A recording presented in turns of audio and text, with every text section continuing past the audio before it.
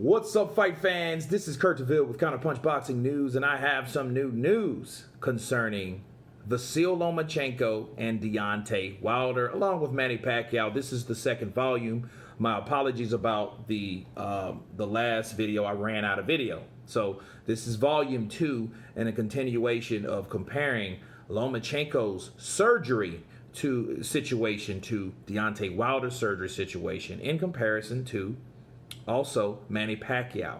And like I was saying, that Manny Pacquiao and Deontay Wilder have more of a similar storyline when it comes to bicep rumors or surgery of rumors, of injuries rather. Manny Pacquiao hurt his right arm, supposedly, allegedly. Deontay Wilder supposed to have surgery on his bicep, supposedly, allegedly. Okay, and why do I say that?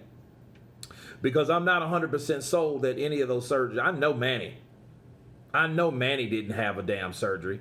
You know what I'm saying? Now, Wilder, you heard he had it, but then the timelines ain't adding up. Okay, they're not. They're not adding up when the hell he had this surgery. Okay, because he's was ready to fight in July. Now was ready to fight in September, or ready for October. He's in superhuman strength. He was in Miami training with Rafael, the Nigerian contender.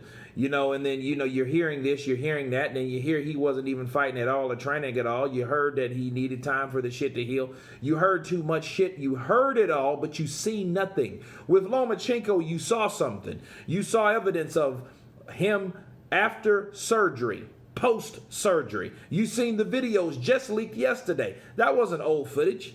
That shit was new. That shit was recently. Okay? He had to have surgery right away. So I think Manny and Deontay Wilder are more like in the same boat right now until we do see something leak from Wilder. And I don't mean those old, because he's been injured before. And even when he's injured, I think Wilder is more engaging with his audience, or was more engaging with his audience, because you was able to see more about what was going on with him. You know what I'm saying?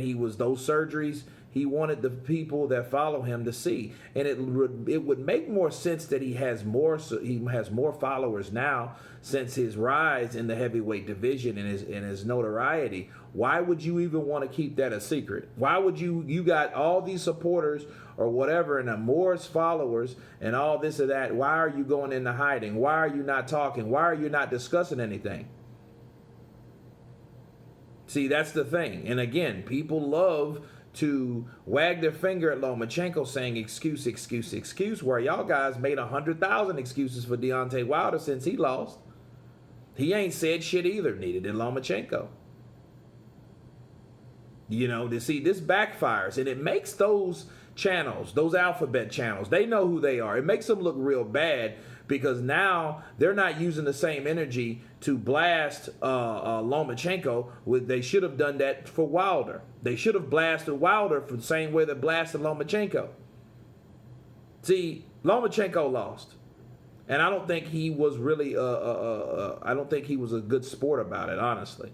But I don't think Wilder was either. What's the difference? Wilder said, I don't think. Imagine if Lomachenko came. If Lomachenko came out and said the same thing Deontay Wilder said about Teofimo, I don't look at him as a real champion. Do you know how many? Do you know people would run Lomachenko's ass up the flagpole for that? You know what I mean? And here's the thing: if he's gonna say that, he needs to explain why. Not tell another person the reason he said it, but say what he feels of that. Yeah, he has a rematch, but respect the man for what the man has done now. He's the champ now. And it seems like he's going to remain the champ as long as somebody, you know, until somebody beats him. Because we don't know if he's getting that rematch, but that's a totally different story. Let's get back to the injuries. Okay, the injuries of Lomachenko, they were recorded, documented. We knew more about it. It was covered. You've seen it. And seeing is believing. Okay? Seeing is believing. So you don't see anything of Wilder. So what you do see of, you know he's still alive. That's a good thing, thank God. But then anything else as far as the surgery, the coverage after the loss, things he did. You know, sure, he was riding bikes, spending time with family and stuff like that, but he went really private. And I understand people saying, well, Wilder's a private guy anyway. He stays down low. Well, he wasn't that damn down low. That's not really the way. I don't think that's the term that's the term he used. Down low.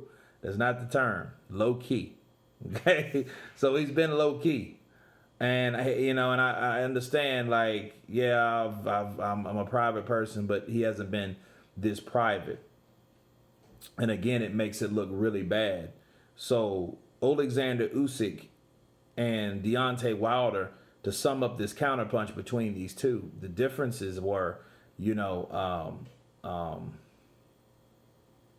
Lomachenko's surgery was not hidden, and both guys honestly should just admit they lost. They should admit they lost. They both lost.